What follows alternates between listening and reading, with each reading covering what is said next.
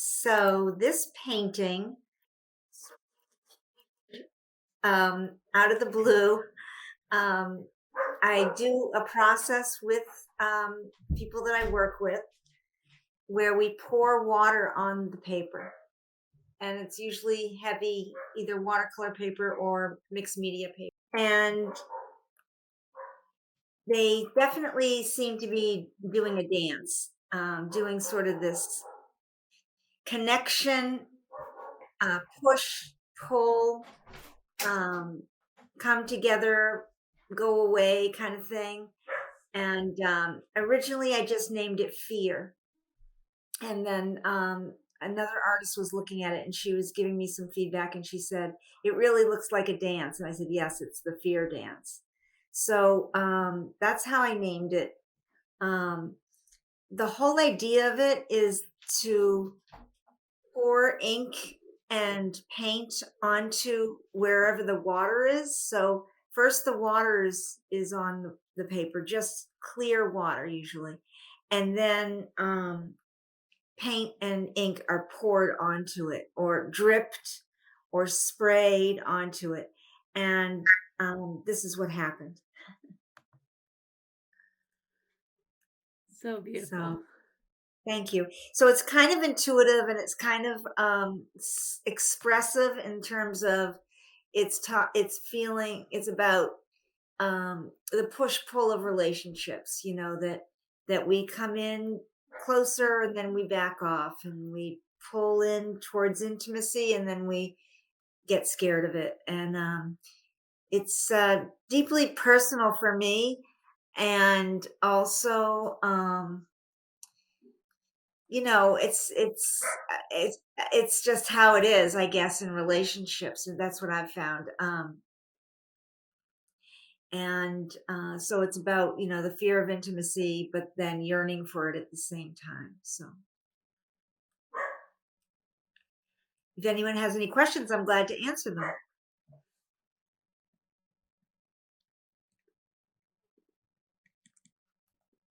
And Were the grains? make sure everybody gets up close. It's so beautiful. Thank you. All the inks and the way the watercolor moves around. Were the grains added later or? Green? Yeah. No, I don't think so. No. That's wild how they make that shape. It's, I think why they mix in some places and don't mix is because they're different weights. Like some are watercolors, some are inks. So do you see what I mean? Yeah. Yeah. It's amazing. Thank you. Yeah, I love how effortless it feels, but it's also weighted and I know a lot of your process already is just allowing the paint to move around, but you feel that spontaneity. That's nice to hear. I think the hardest part is knowing when to stop, which I think any artist can connect with that. So sometimes I do a piece and then I put it away for a while and step away and don't come back to it purposely so that I can sort of just get some distance from it and let it gel and not be really quick to fix this or change that or keep going and then of course overwork it. So. Definitely. Well, thank you, So Erica. thank you. Do you want to talk about your second piece as well, unless anyone else has questions? Sure. That'd be great. The topic of each other was very relevant for me right now because I've been sort of in a relationship and wondering about it a lot, wondering about what direction I want to go in. So this one, it says spiraling we go, and it's really about feeling that closeness and that connection, but continuing to do the same patterns, continuing to sort of again, it's kind of like a dance, like you feel hurt, and then I shut down, and then you explode, and then I'm turned off, or it's, I don't know. Maybe I'm saying way too much, but anyway, it's like that pattern where come together, go away, come together, go away. That dynamic that can happen, and it doesn't have to be like an intimate partner. It could be like with a family member, a sibling, or a child, or anyone, a parent. And it's like this spiraling we go, like here we go again through this thing that we do together, so I don't know if I can say much more about that. I think that was beautifully said. Okay. So, Any ideas on how to break the pattern? no, not at all. Actually, I do have some ideas. I am a social worker, so yeah. Some of the ideas are to acknowledge the pattern, embrace it, feel like it's there for a reason. There's purpose for it, and really sort of be okay with it, like not reject it, but to be okay with it, and then we can allow it to sort of like run its course and do what it needs to do. And then I think there's a certain amount of externalizing to it too. So like saying, I'm not the spiral. The spiral is just happening in our dynamic together. Right. So that's what I would say about the shifting, the hoping for shifting or change around it. And how much do you charge? It's a lot. As you should. Thank you. That's a really nice compliment. Yeah. I don't know. I try and keep my my social work world and my art world separate, but sometimes the two worlds collide. And I do find art to be incredibly healing. So this was definitely one of the ones, a painting that was, I felt like I was in a healing process when I painted this. Yeah, that explanation, it really, it's really compelling, because that's what you're doing. You're acknowledging it, and you're putting it down, and it still feels positive, even though it's something that maybe is negative, like the colors and everything about it. It still feels hopeful. Oh, that's good. That's good. Yeah, no, it's not supposed to be all negative, but certainly people do tend to, or I tend to repeat patterns, whether I like it or not. It just happens, and I think that that's kind of a common thing that we do. We just do patterns. Sometimes we're more aware of it than others. That's all. Yeah. Really, really nice. Thank you. Thank you, Erica. Did anyone else have questions or comments for Erica? Yes. Does the teddy bear have a meaning in it? I didn't know there was a teddy bear. Like in if the you bottom? see it, Like the green with the pink eyes? Bottom left. Oh, by the spiral. That's fine. I see that. Wow. That's cool. No, but now it does. I think that's great that you have observed that teddy bear. That's wonderful. Wow. It's an Easter egg. Yeah. The top two spirals, they kind of look like bull rings. A little crowd around there. Which is a good metaphor for relationships and fights. Definitely. Well, great. Thank you, Erica. Okay, thank you guys for listening. Thank you for giving me feedback, and I appreciate it so much. Yeah.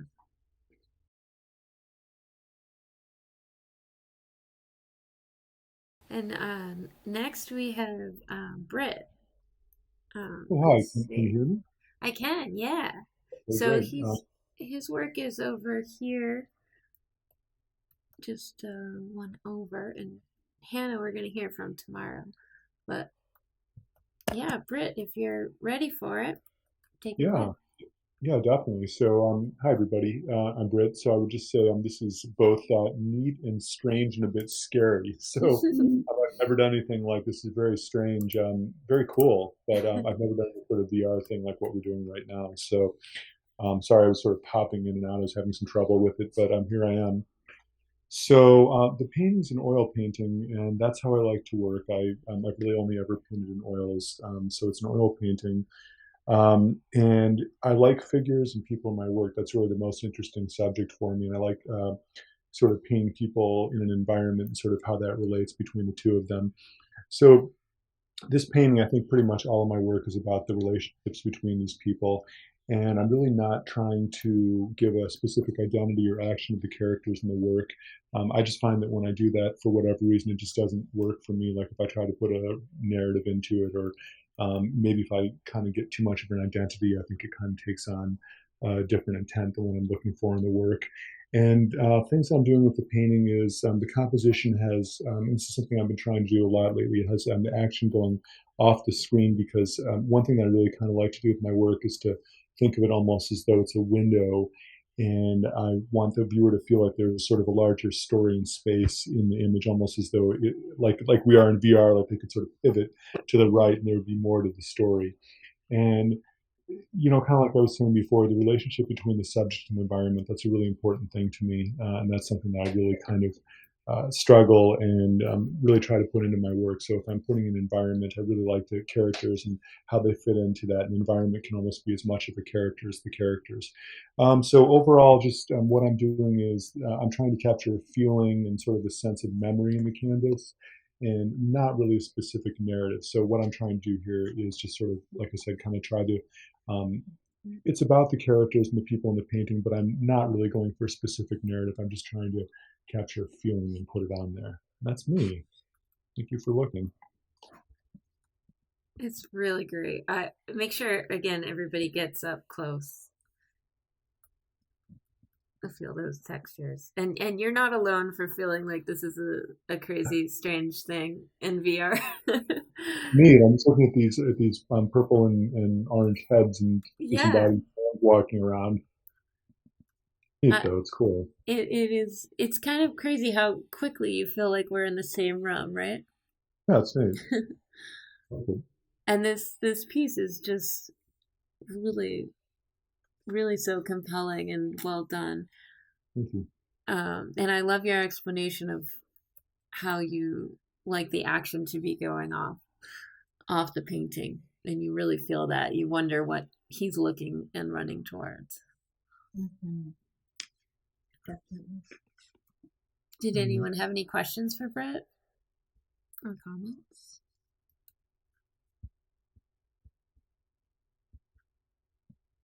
Painting is just exquisite. It's just so well done, and I love the feeling of going right off the page. Thanks. Yeah. Appreciate that. Do you work from real life references, or is this new? I'm using photos. I'm working from photos in this. This would be quite a feat to get the kids to sit still for this. Yeah, I can't. I like working from photos for that reason.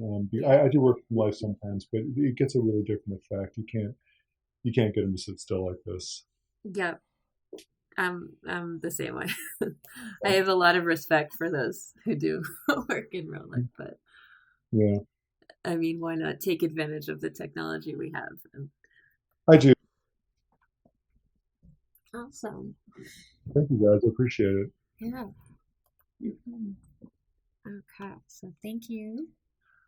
And I think so. I got an email that Claudia wasn't able to make it. So our next, unless she is here, is she? No.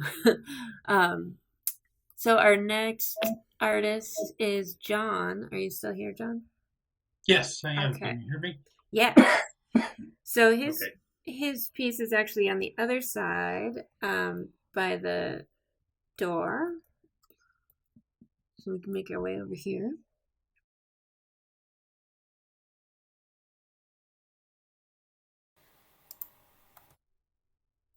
Creative or imaginative it is, as much as an exercise in kind of visual listening. Um,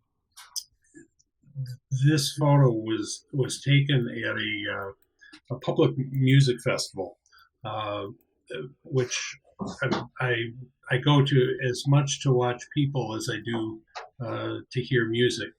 Um, I'm always fascinated by what I think of as kind of the micro uh, expressions and the micro moments that take place in a crowd. Uh, this this was really kind of a question of serendipity of actually getting this shot. Um, as I recall, I was actually focusing on something behind them and saw the look of absolute trust, which is why this was labeled trust. Um, the, this little moment in the midst of a crowd that told a whole story unto itself, apart from anything else going on around it. And it happened in an instant and then was gone. And I don't do I don't do formal portraits. I like the spontaneity of photography, of really trying to capture a moment, which means that I miss a whole lot more than I get. I love shooting wildlife for exactly the same reason, but increasingly I've gotten comfortable photographing people interacting. That the expressions, people express themselves and reveal themselves in little kind of micro movements, and there's often, I guess the best way I can describe it is a story within a story within a story.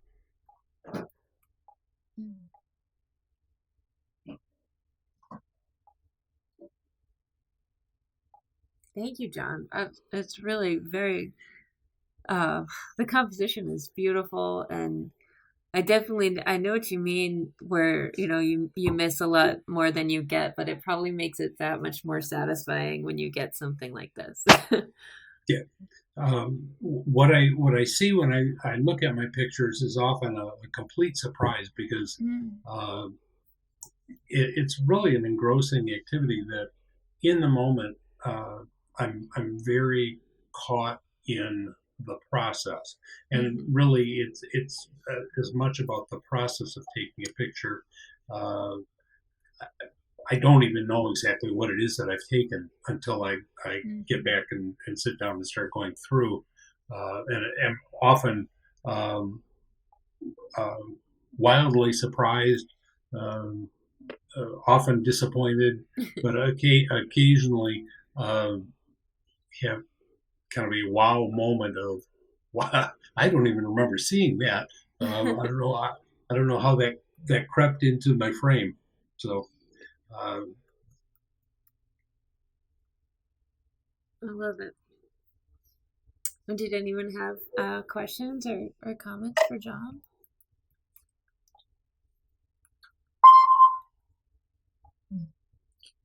Yeah, I like it. It's a nice piece. Just say that. Thank you. The look in her eyes, the child's eyes, is just so magnetizing. Like it just pulls you in so much, you know. And it's just it's a beautiful piece. Really, really, really nice to capture that moment. Mm-hmm. It really has taught me, not perfectly, but to be much more conscious and much more aware of situational awareness is probably the phrase. There's a 1,001 intimate little moments like this that we all encounter every day that we're often completely oblivious to. Going to the grocery store actually takes me far longer than it should, because I love to watch. It's such a mundane activity, and yet people approach something that mundane very differently, and some are oblivious to each other, while some are very, very interactive. Some are, their personality is expressed in a variety of ways, and I find myself kind of standing in aisles, just kind of gaping at people, wishing I had a camera. So. And do you find it's hard to be invisible when you do have your camera out? I used to do some street photography to paint from, and I used to always feel like everybody knew the second my camera came out and they changed. I try very hard to be invisible, but yeah, I think that it's a learned behavior of losing yourself in the process and not being so self-conscious about what you're doing. I don't always get to that kind of state, but I know when I get there, because then I feel invisible. Then I feel completely in the moment. I'm not thinking about what I'm doing or what other people are going to be looking at me. It's totally engrossing, and I'm focused 100% on the process. It's kind of a peak experience that doesn't last very, very long often, and then you become very self-conscious again and wonder, I hope not everybody was looking at me, and or are paranoid about that guy with the camera. Right. Yeah, that's really interesting, thinking about it as an internalizing moment. Like it starts with you. If you're not as worried about it, other people aren't going to be as worried about it. Yes, very true. Thank you so much for sharing. And thank you, everybody that came out. There's going to be 2 more talks because we have so many artists in this show. I welcome you to continue to look around at the other pieces. There is also a second room. So the next talk is going to be tomorrow night at 8. And then the third one is at noon on Sunday the 13th. So if you want to make those, awesome. If you want to take some time to look around now, there's some really great pieces here. And this show exists in the real world at my gallery in New Hampshire, but because of the magic of VR, we're all able to be together, even though we're most of us in different parts of the country. And some of the artists here are exclusively in VR, and even the artists who have work in person, many of them have additional work in the space, because that's what we can do here in VR, which I love. And thank you to Brendan over here. I'm going to call him out. I think, is Justin in here? No. Justin. Yeah. Justin's here too? Okay. Thank you guys for making this all happen. They are the brains behind the operation of ArtGate. So I'm so glad you guys could be a part of this. I know it is a little strange at first, but it's a really cool way to be able to talk about art. Thank you, Danielle.